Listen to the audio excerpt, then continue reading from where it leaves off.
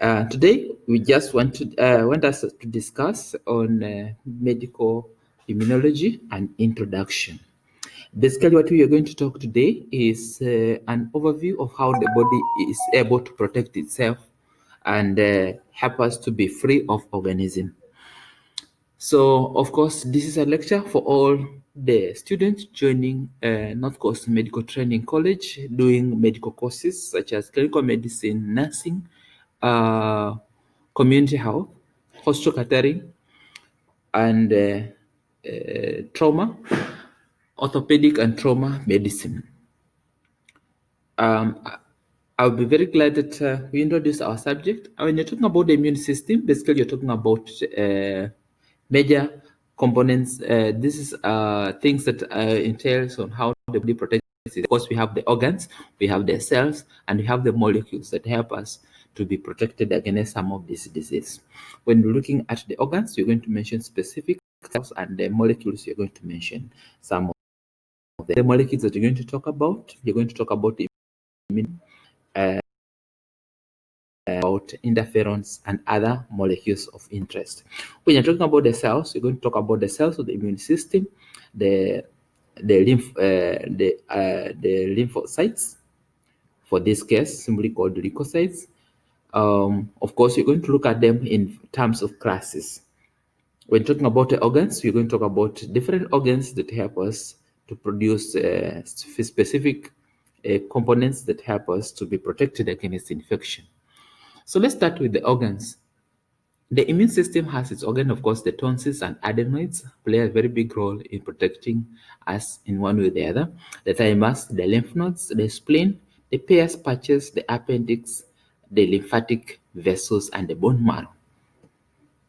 So when you're looking at all those, they play a very big role in helping in production of cells of the immune system, in concentrating the infective organisms such as the tonsils and adenoids, and of course the lymph nodes as well. And when looking at other organs, of course, such as the bone marrow, plays a very big role in production of the cells of the immune system. When you're looking at the cells of the immune system, we have the lymphocytes. Of course, lymphocytes, for example, the lymphocytes are cells that are produced in the lymph nodes. They either produced in the lymph nodes or are stored in the lymph nodes. So we have the T lymphocytes and B lymphocytes and the plasma cells. We also have natural killer cells, lymphocytes. Those are lymphocytes that are found in the lymph nodes. The monocytes, we also have the monocytes and the macrophages. The granulocytes, we have the neutrophils. So when you're looking at the molecules of the immune system, we will talk about the antibodies, the complement proteins, the cytokines, the interleukins, and interferons. And the interferons have interferon gamma and interferon alpha. The two types of immune system, immunity. So when we're talking about the immunity, we have different types of how the body is able to protect itself against some of this infection. So we have the innate immunity, also called non-adaptive immunity. It's the first line of immune response and relies on mechanisms that exist before infection. So all of us are born with innate immunity. So whatever you have will always be there for you wherever it is needed. Acquired immunity or adaptive immunity is a second line response if innate fails and relies on mechanisms that adapt after infection and is handled by T and B lymphocytes. One cell determines one's antigenic determinants. So that is very important. So this is just an introduction. We'll have another lecture just to elaborate each one of those areas. So when we're talking about immunity, we had said we have innate immunity, adaptive immunity. So basically, immunity is divided into two broad ways. Innate, we said innate immunity is the immunity that one is born with, that is always there. Adaptive immunity is the immunity that you acquire it naturally, maybe after getting measles infection, artificially when you get a measles vaccine.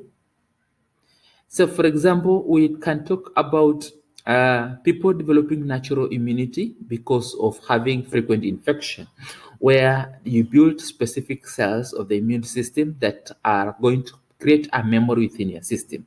So, should you be infected with the same infection in future, then the immune system has memory and is able to remember how that type of antigen looks like and is able to multiply very rapidly to be able to ward off the infection. Artificial immunity, which is an adaptive, a form of adaptive immunity, is when you're vaccinated. You are vaccinated against BCG, that is tuberculosis. We are vaccinated against, of course, hepatitis B, and that one. And we also have the Kenya National Immunization Program that is already set for children, and of course for pregnant mothers. So that one is given artificially, and we're able to develop a future protection because the immune system has been triggered and memory cells have been made. And so should you get the same infection against what you've been vaccinated against, you'll be able to be protected and you'll be safe. So failure of immune response. Sometimes the immune system fails. And if it fails, then it becomes a very big problem. And that's why um, you will need always to be very careful with our body depending on how our immune system has been built. So immune response helps individuals to defend themselves against microbes and some cancers. So when immune response can fail, then it becomes in a situation where we have hypersensitivity reaction, where the immune system overreacts to something that is not really a big problem to you. So, for example, we have asthmatic patients. Asthmatic patients have a form of immune response that overreact to some dust or some humidity or sudden change of climate. So in such a case of asthmatic patient, that means that they have, science says that they have inherited high level of IgE, that is immunoglobulin E.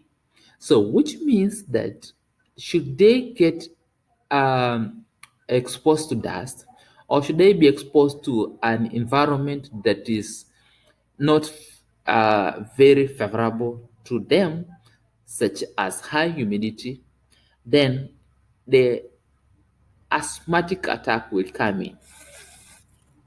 When you're looking at immunodeficiency, we look at a situation where somebody's immune system becomes very, very ineffective in protecting one against infection.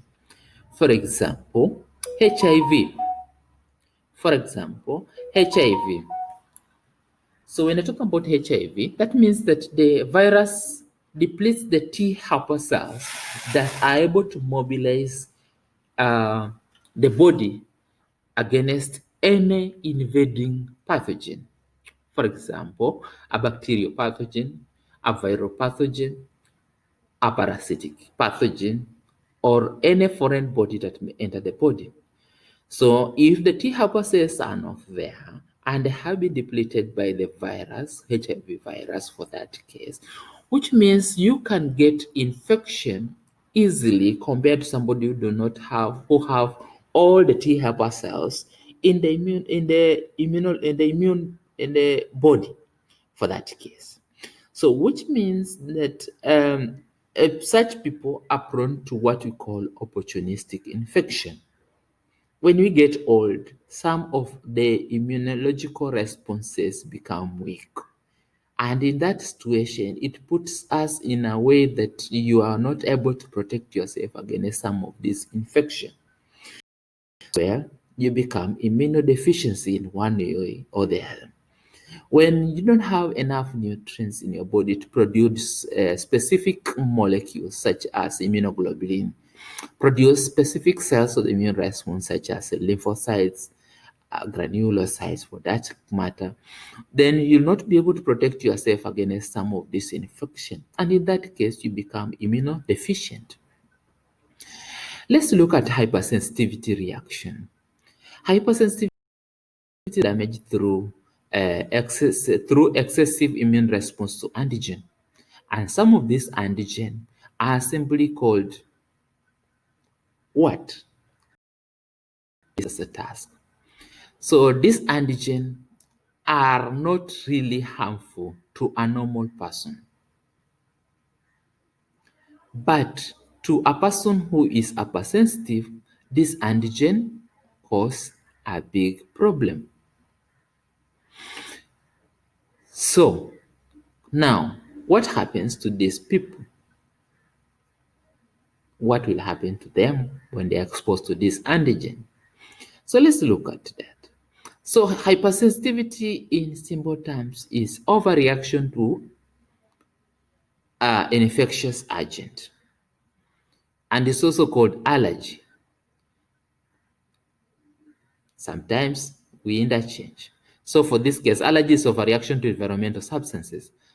But sometimes people call hypersensitivity, they call it also allergy.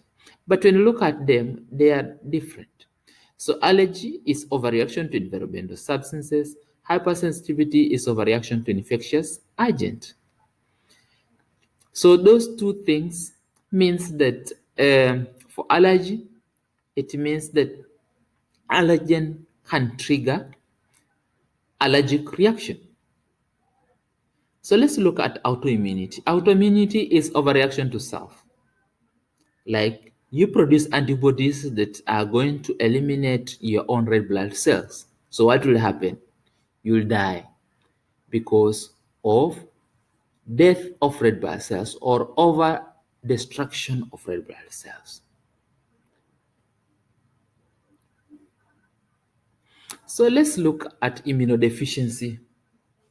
Immunodeficiency or immune deficiency is a state in which the immune system's ability to fight infectious diseases is compromised or entirely absent, and you become prone to infectious disease.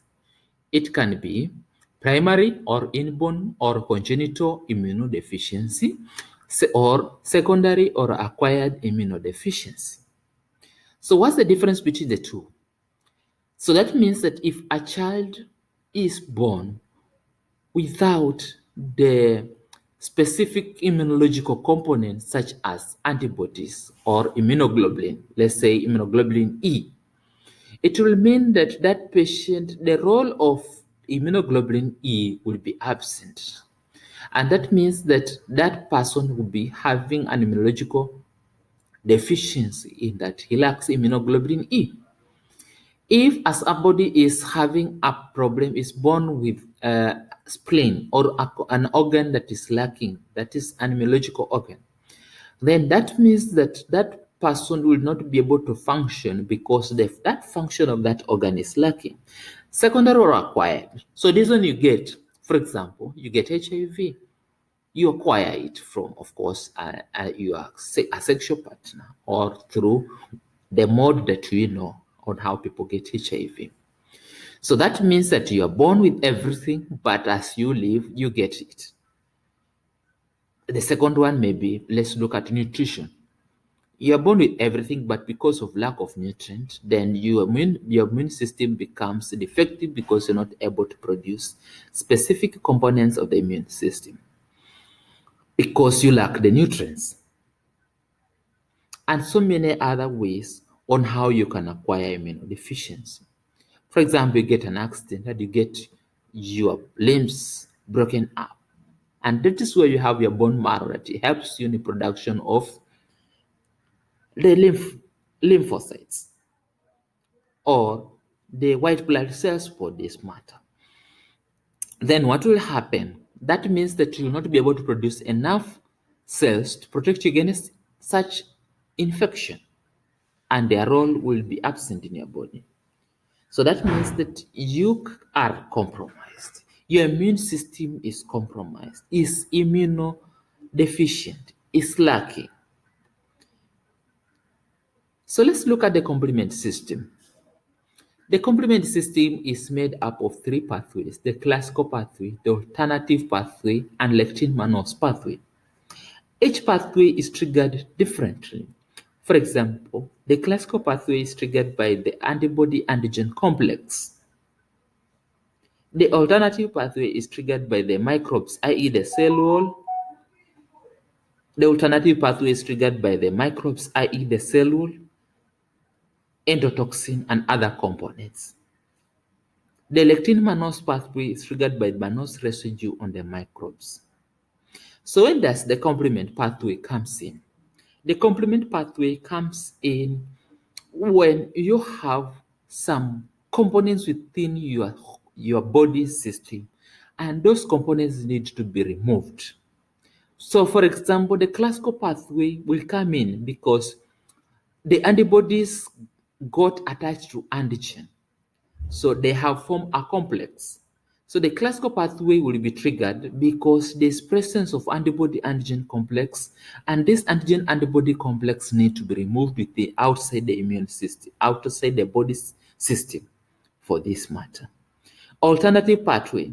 This one will be triggered by the microbial cell wall and endotoxins. Of course, the body protects, tries as much as possible protect you against bacterial infection, viral infection, fungal infection, and the byproducts. And when you're talking about, for example, the bacteria needs to be cleared out of the system. For example, the phagocytes have played their role. They have phagocytosed the bacteria. For this case, for example, Staphylococcus pyogenes has been traumatically introduced inside your body. So what will happen? The immune system will reproduce what you call the phagocyte. The phagocyte will phagocytose the bacteria, and will break every component will break it and make it not cause many problems. But the bacteria has a cell wall, and in the cell wall it has what you call the endotoxin. So once they've been phagocytosed, then have been broken down, and then everything has been done. So this one will still remain in the system. So their presence will trigger the alternative pathway, and the alternative pathway will come and clear some of these components that have been broken down by the phagocyte. The lectin-mannose pathway is triggered by the mannose residue on the microbes. Remember, the bacteria are made of specific carbohydrates in their cell wall. So the presence of mannose residue within the human body will trigger the lectin-mannose pathway so that these mannose components are eliminated within the system. They are eliminated out of the system. So basically, when you're talking about the complement system, that is what we meant, and that is what needs to be understood by you. So let's look at immunization, which will happen. So when you're talking about immunization, basically you're talking about inducing artificial adaptive immunity within the body of a person. So immunization, of course, it can be active or passive. So active means that we are introducing the antigen, and the antigen will make sure that those antigen that we have introduced inside the body of the person will help you to be protected for a very long time. So it will always be active, trying to ensure that you're not getting infected. But when looking at passive, it means that that form of immunization is going not to last long. It's going to pass with time. So under active immunization, we have attenuated or weakened vaccine, inactive or killed vaccine, genetically engineered vaccine, or toxoid vaccine. Example of toxoid vaccine, example of genetically engineered vaccine, example of inactive or killed vaccine, examples of attenuated weakened vaccine. I want you to be able to find out what are their examples. When you're looking at passive immunization, we're talking about introduction of gamma globulin, so or boosters. So we give you this so that they protect you for a very short time, and then they pass with time. So let's look at type of vaccines. Like we have said here, you're very lucky that we are giving you examples for this. So type of vaccines which are form of active immunization. We have live attenuated, we have inactive or killed, we have genetically engineered or subunit or part of the microbe, and so many others. For example, the subunit we have hepatitis B, human papillomavirus, and flu. So you're only given 1 to 20 parts of a microbe that best stimulates the immune response. Inactivated or killed, a microbe is killed by chemical or heat or radiation. And the example is flu, plague, polio vaccine, rabies vaccine, hepatitis A vaccine, or cholera vaccine. Live or attenuated vaccine, live microbes weakened by growth condition in lab or less dangerous relative. For example, measles, rubella, mumps, yellow fever, typhoid, and tuberculosis. Let's look at herd immunity. Herd immunity is when high proportions of individual immunity protect the members of the population. So, high proportion of individuals with immunity protect the vulnerable members of the population. For example, we normally say when you're talking about vaccination program entails vaccinating most of the people, the target population. So, for example, when we are talking about vaccination program, each vaccination program normally has a target. For example, it says 60% of the children need to be vaccinated against polio. So what about the other 40%? That is a question. So if you are a nurse, or if you are a clinic officer or a community health worker or any other health worker that will be very active in giving vaccination, you're normally given a target.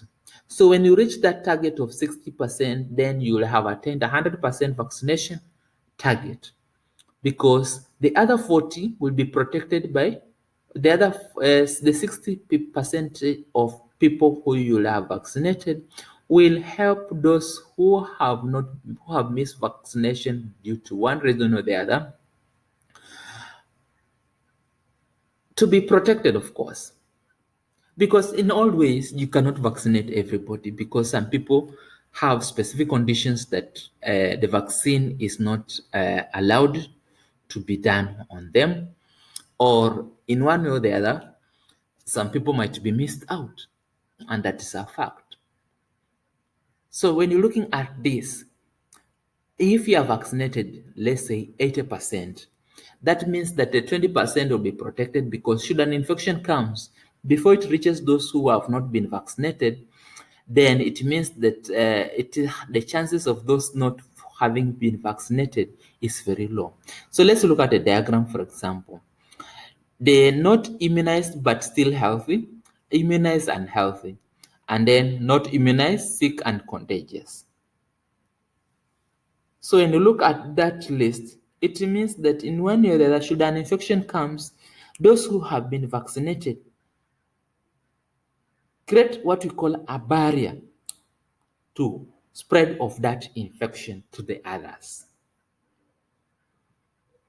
So that marks the end of our discussion for Introduction to Immunology.